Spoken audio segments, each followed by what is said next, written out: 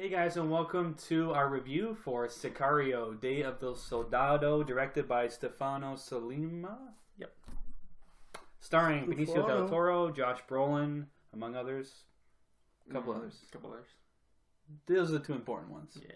My name is Scott Ellis. I'm joined here by Tim McGavick. Sicario 2, or it's just Soldado. Sicario, Day of Soldado. Who knows? One of those ones. Also joining us is Adam Franey. Feeling a little under the weather, but I'm very happy to be here. Pull it together. Yeah. The whole crew. I got to fill in for no one because we're all here. Yeah. So I'm happy that we're all here. Perfect. Keep it together. Okay. I will try my best. No one actually cares about how you're feeling, but if you have to run off stage, me and Scott will just pretend like we'll hold the fort down. All right. Well. Tim, can you give us a little synopsis of Sicario, Day of the Soldado for the viewers? Yeah. When the Mexican cartels start moving people, including known terrorists, across the U.S. border, Matt Graver and his elite team, along with Alejandro, are dispatched to rattle the cages of the cartels and force them against each other. Get rattled. Rattle those cages. Rattle those cages. You gotta rattle them up, bud. Shake, rattle, and roll. So I think I can speak for all of us in saying that the first one, we all love the first one very much. We saw it at TIFF. Which was directed by Denis Villeneuve, and we had Roger Deakins doing the cinematography. We had Johan Johansson doing the music. Rest in peace. R.I.P. man. We also had Taylor Sheridan writing the original. You guys might know from Hell or High Water or Wind River. He sort of, got some certain amount of fame from writing this film. But he is back for the sequel here, although none of the other people I just mentioned are back. As well as Emily Blunt as well is not returning in this film. But we do get Benicio, we do get Josh Brolin, Year of the Brolin. Yeah. Jeez, we're doing a lot this year. He even has this movie on Netflix now. Something about a white-tailed deer. Yeah, it's like the Big Buck Hunter movie. Anyways. 4 movies, 1 year. No big deal. We're talking about Sicario, the sequel here. Not the whole team is not returning. But we do got a couple people. But let's start off with Tim. Yeah. What do you think of this one? Well, I love the first one, obviously. Five bang. It's a Denis movie, and as we all know, Instant 5 for me. Literally. I really enjoyed this one, though. I think it's a very solid follow-up. I didn't expect it to be as good as the first one. Mm-hmm. Like a lot of sequels, you're going in and be like, "Oh, I hope this thing's better." I had no expectations for that. This is going to be as good as Sicario. Without that team, I was like, "There's no Denis, there's no Deakins, Johan Johansson's passed away." Emily Blunt's character you don't really need in this movie. Yeah. I was like, but we got Taylor Sheridan back, so the script's going to be fairly tight, at least probably. You got Benicio, who was the scene stealer in the first one. He's back. Brolin's back. Brolin has a little bit more to do in this one as well. He does. Nice. The first Sicario was like really about Emily Blunt's character, from her point of 100%. View, right. And also her partner who's Daniel Kaluuya. Yeah. So obviously you remove that main character. Yeah. Well, who do you focus on? Well, you got Benicio. Yeah. And now you got Brolin. So it's more of a focus on that. Yeah. But overall, I really enjoyed it. I think it was a very solid follow-up. Yeah? Yeah, absolutely. I thought... No, I don't want to misquote you. Yeah.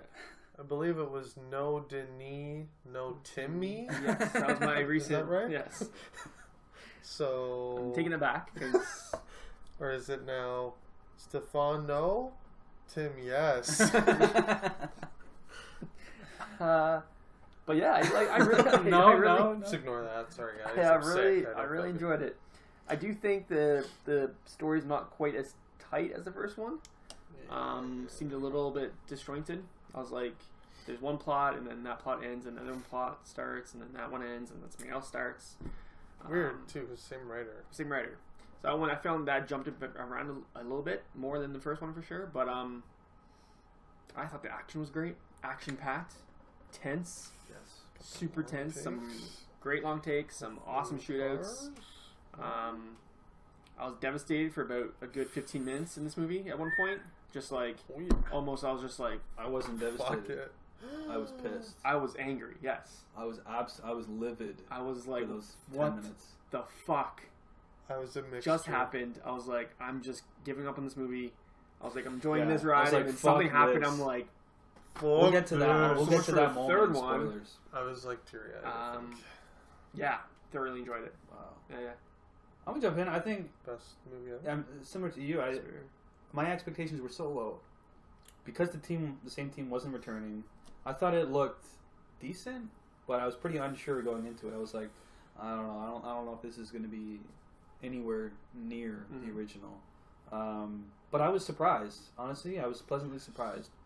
I do have my issues with it. Like you said, I feel like as far as the focus of the film, I thought there was one character that I thought there was too much focus on, and I can get more into it with spoilers and discuss more specific points. But there's a certain character that is sort of played by, I guess, an unknown, but there's this young kid who sort of joins the human trafficking ring, I guess, an American kid. His story reminded me of the Mexican cop in the first one, where you're not sure how he's going to tie into the whole thing. Yeah. Until the last act of the movie. I definitely saw how he was going to tie into it. Maybe not exactly how the characters interacted with him, but I knew something was going to happen there. But good thing you brought up the Mexican cop from the first one. I thought, now I rewatched the first Sicario after seeing this, and that cop in the original, you really get a sense of why he did some of these things. And you get more, he's a much more sympathetic character. Yeah. And especially the very end of the first Sicario, it cuts to his wife and kid playing soccer, and there's the guns go off and they stop playing soccer, and then the guns stop and they keep playing. It's a very poignant moment. Yes. And what happened with his character, and you see more about his character and why he did what he did.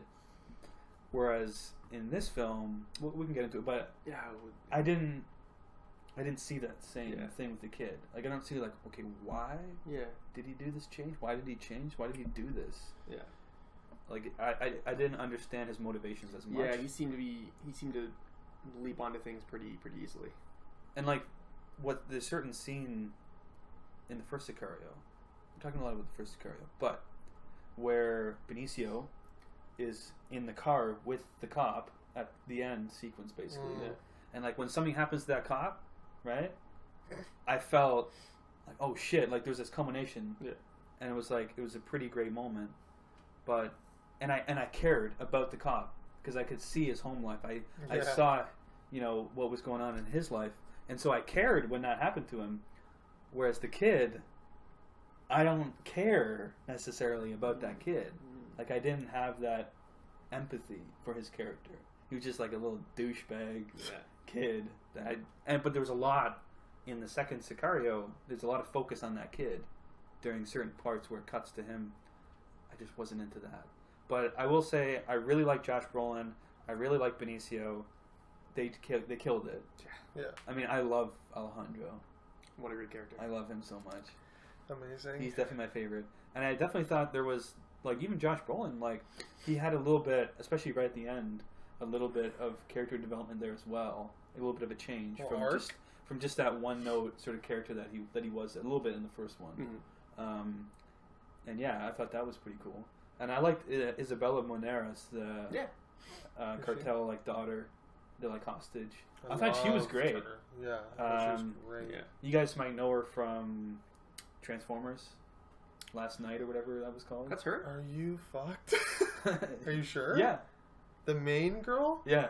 No. It's the same girl? She's playing Dora. Yeah, I guess. Really? Shit, it is her. You guys didn't know that? No, she looks so different. Wow. And she's a much better actress. She was running away from Transformers a lot. That's true.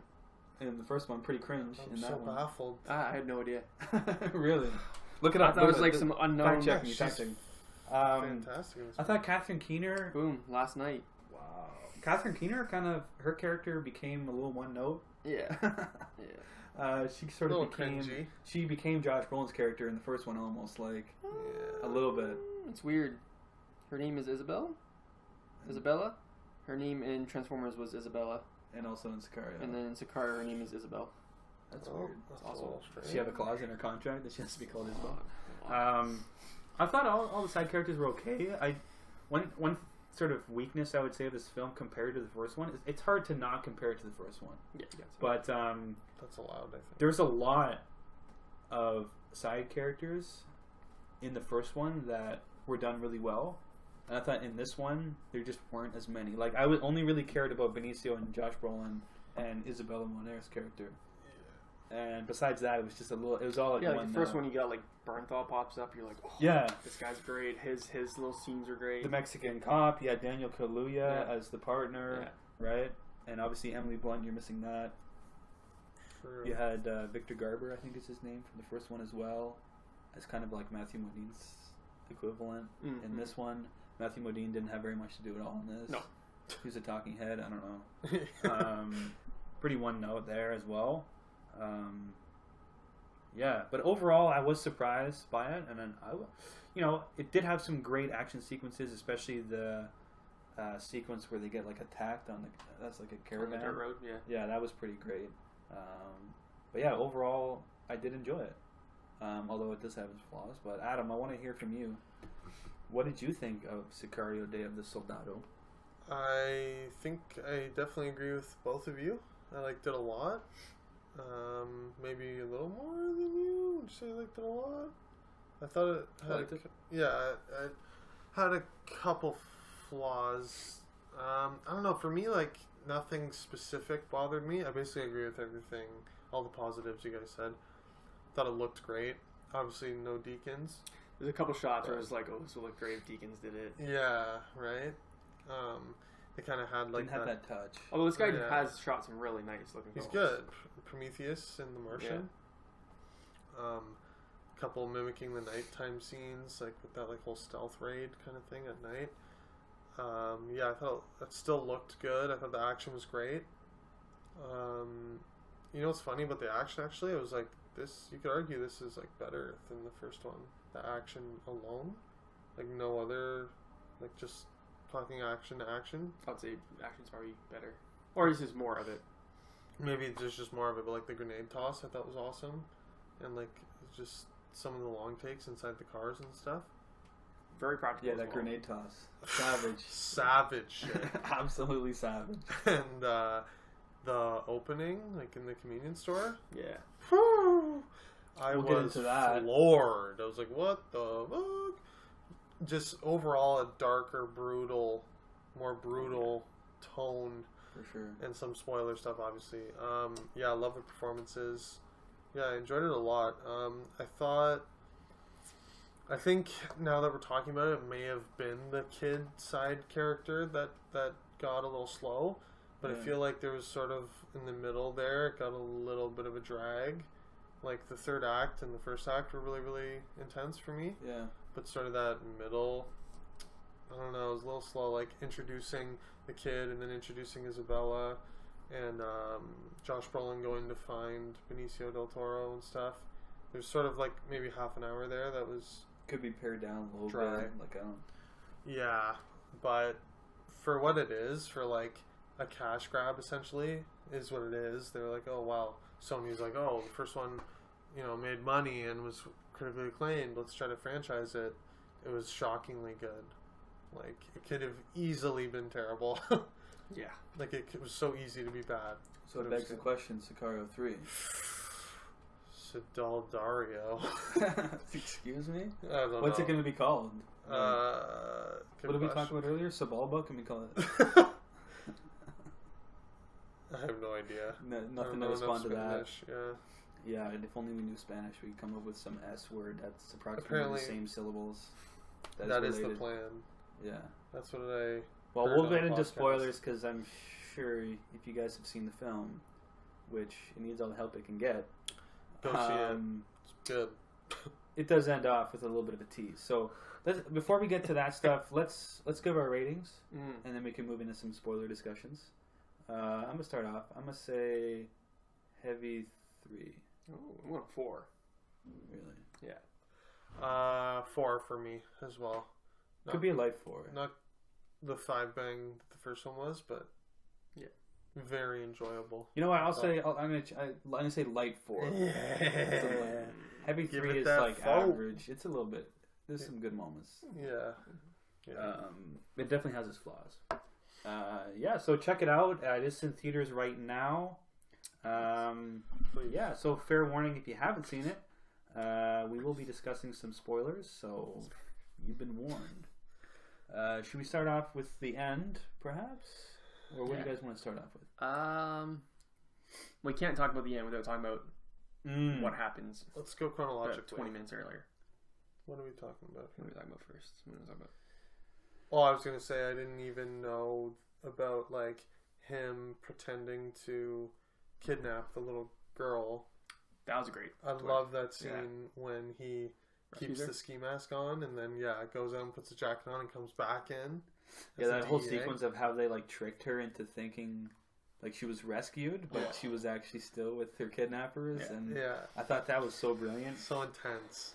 Yeah, but apparently that was in the trailer. That's what people were telling me, like one of the newer trailers. Really? Yeah. So I didn't know about that, but people were saying like, oh, it has like trailer syndrome, like all the good parts are in the trailer. Like you see Benicio suiting up to go. Well, yeah, I saw the trailer in question. I wouldn't say it was that, but there was an issue where it was like, oh, it's gonna be like Josh Brolin versus Benicio. That's fucked. They didn't show that in the first trailer. They showed that in like the second trailer. That they're like going against each other. Like they had some certain quotes that were taken from like near the end of the movie. And it was like, why do you do that? Like they kind of set that up. I wouldn't say that's what the movie is. No, definitely not. But they showed it. And it was like, is that the movie? Like he's like running away with the girl, and Josh Brolin's like chasing after him. That's what it seemed like the movie was from that second trailer, which was like a little bit stupid. But yeah, I love that sequence, and I mean, obviously the sort of event in question is Benicio and Isabella, the actors and actresses. They're trying to escape, I guess. Well, let's actually reframe it a little bit more. So Josh Brolin has been tasked with, I guess they're cutting their ties with this whole operation. And Catherine Keener's like, just kill everyone, end it. Clean sweep. And Benicio, has some attachment to this girl for whatever reason. I don't know. He probably reminds him of his daughter, I guess. Yeah. Maybe feels bad for murdering the guy's kids. I really like that sequence with the deaf guy that he stays with. That was great. Yeah. Damn, this movie's good. He's like, my daughter was deaf. Fucking stop. So Catherine Keener tasked Josh Brolin with cutting ties with this operation. That means killing Benicio and Isabella. So what does Benicio says? Well, obviously, I want to live.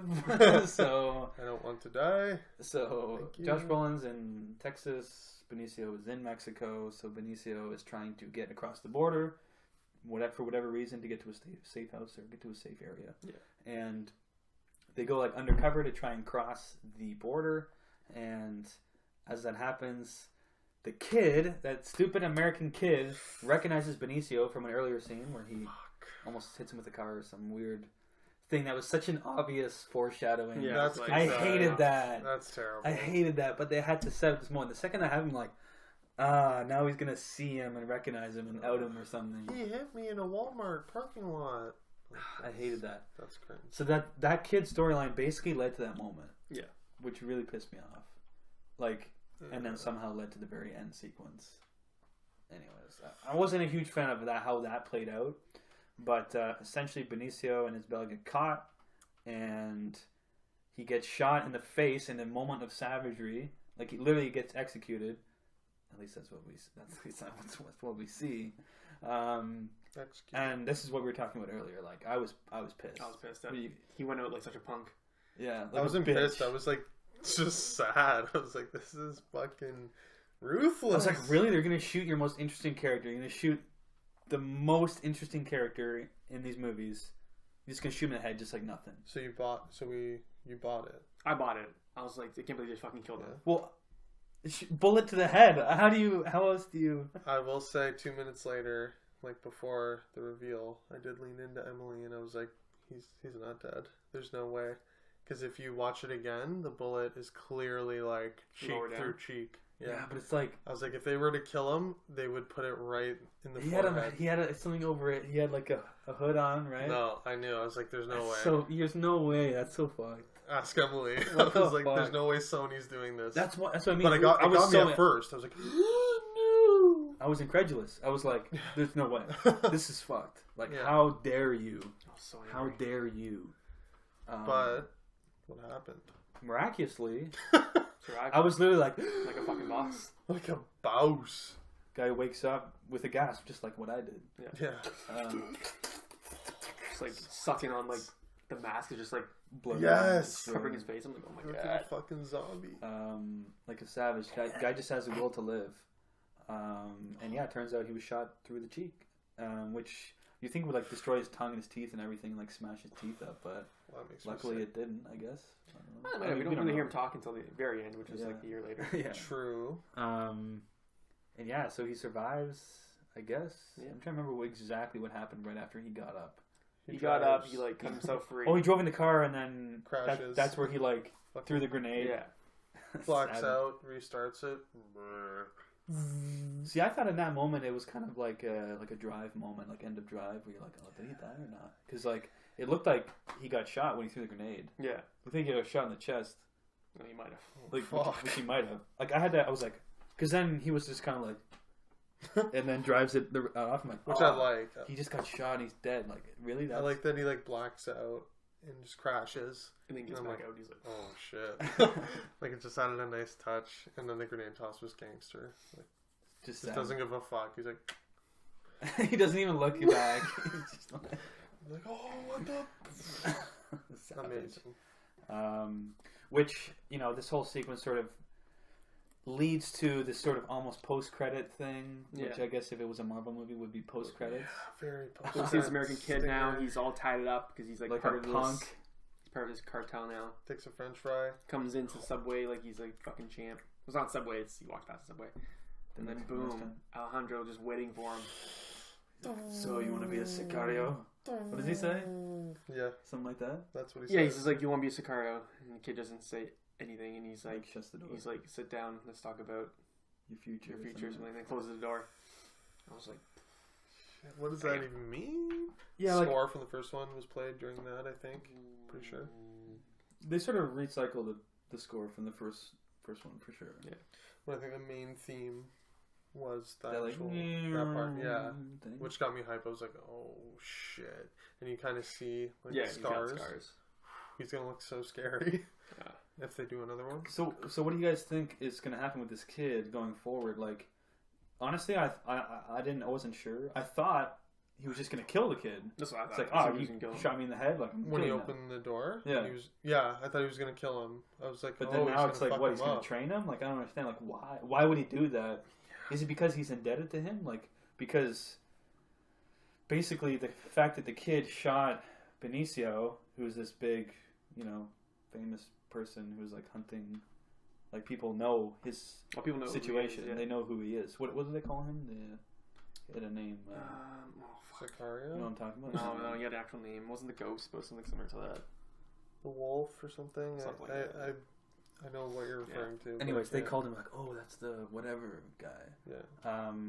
So I'm sure that gave him a certain amount of respect within the cartel, and that sort of allowed him to gain some status within the cartel. So, but him killing Benicio got him that status.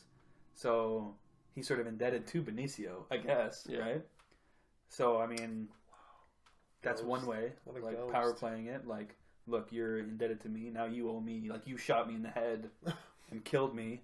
Yeah. So now you're gonna work for me or something, or now you know you're gonna do some hits for me or whatever. Right? I could see that being where it goes. That being said, I was a little disappointed actually that we didn't see anything with Isabel's father, who's like this cartel leader or whatever. Like, I think that's clearly a setup. Yeah, I think he'll be. Like, I think the third would be the culmination of Alejandro's story, of him finalizing and realizing his revenge for the death of his family on the cartel leader. Yeah. In some similar sequence to the first Sicario, I'm sure, where he sits down. Which I thought that was the guy That was the guy that actually like ordered it. He was like the lieutenant or something in the cartel, right. But he worked for Carlos Reyes. Carlos Reyes, right? That's the name of the guy, right? Carlos Reyes is like the head. The head, yeah. Interesting. Yeah, very interesting. He's gonna obviously use this kid to get close to him, right? Got to. I guess if she's somehow indebted to Benicio as well, I don't know, for him saving her. I don't know. We'll see. What happened with her? How did her character end up? Brolin takes her into witness protection. Right. Okay. So, which we can talk about that as well. Which Josh Brolin sort of goes against his one-note character. Yes. Right. He decides to do something good. Decides not to kill her. I don't know. Is it because she's like attractive? Like I don't understand. Like why save her? I don't understand. She's a kid. I would think. Yeah, I don't think he's had any experience with actually like killing kids.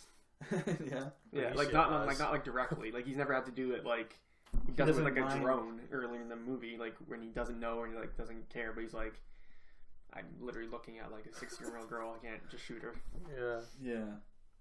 Yeah. So he has sort of a bit of a change of heart. He has a heart. He grows a heart. He grows a heart like the Grinch. And see the whole thing. Like I never really understood why couldn't they just extract them? Like, why kill them? Like, why are they such a detriment? I don't understand. Like, that's one thing I didn't understand. Benicio and... Yeah, why kill them? Why cut your ties by killing them? Why not extract them?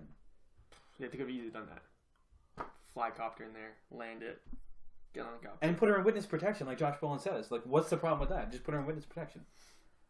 It's not like she's a loose end. Like, you have to kill her. Like, she knows too much. Like, she doesn't really know anything. Just put her... Like, well, the whole idea was to start a war, right? Between the cartels. So they thought if we kill her, make it look like Benicio killed her. I mean, you could still play it off that way. They clearly are used to doing these tricks, these sleight of hands, right? So just say that she was killed and put her in witness protection so people assume she's dead. Anyways, it kind of bothered me a little bit. I'm like, why go to such extreme? Yeah. But we're in a world of extremes with this movie. So, crazy shit happens. Was there anything else you guys wanted to mention specifically at all? I don't think so. I think that's about it. Well, I was going to say one last thing. Does Benicio know that Josh Brolin helped him? Or is he still thinking, how could he? Josh Brolin hates me, so I hate him? This thing is, I didn't really love the 1 year later thing. I wasn't a huge fan of that. Yeah, they didn't need to specify the timeline of that. Just seeing 1 year later on screen just bothers me. Yeah. Like, I'm not that stupid. Like, I can tell if I see his scars. Oh, he's healed. It's some time has passed. Has a ton of tats. That's obviously going to take at least a few months to get tatted up as much as he was. I'm like, yeah. Like, are they just assuming like if they didn't have the 1 year later, that are assuming we'd be like, oh, where did he get the tats? Like, he got that many tats in like one day. Like, what the fuck? Well, welcome to Twitter. Right? People will say that, but anyways, just seeing 1 year later, it's like, oh, okay. You're stupid. The audience is stupid. So my point is, I wonder if in the third one it will be like Benicio trying to exact some sort of revenge because he's thinking that he got fucked by Brolin. It's possible, but at the same time, that's the one problem with saying 1 year later. Like, you don't know. There could have been all these character interactions within 1 year that we don't know if he has been in contact or if maybe he knows that Isabella's in witness protection. Like, you never know. Right. That's why it was a bit cringy. Yeah. But that's fair. But yeah, we'll see. Everything's kind of up in the air. Yeah, it would have ended with just him driving off, like still wounded. But they wanted to set up that third one. They wanted to leave that tease. They wanted to. It's not about what's best. It's about what makes money. Yeah, money. Cool. Yeah, think like a studio. Well, I think on that note, that'll do it for our review of Sicario: Day of the Soldado. Tim, where can people find us? People can find us on Twitter, Facebook, and Instagram at UpRealLates Podcast or UpRealLates, one of the two. You can find me personally on Letterboxd at UpRealTim and on Instagram at TheCraftPundit. You can find me on Twitter at Franey25 and Instagram and Letterboxd at UpRealAdam. You can find myself, Scott, on Letterboxd at UpRealScott. And yeah, guys, if you enjoy this video, leave a like on it. Leave a comment below in the comment section if you want to join our discussion about this film. As well, subscribe to our YouTube channel if you haven't already. And as always, keep it real.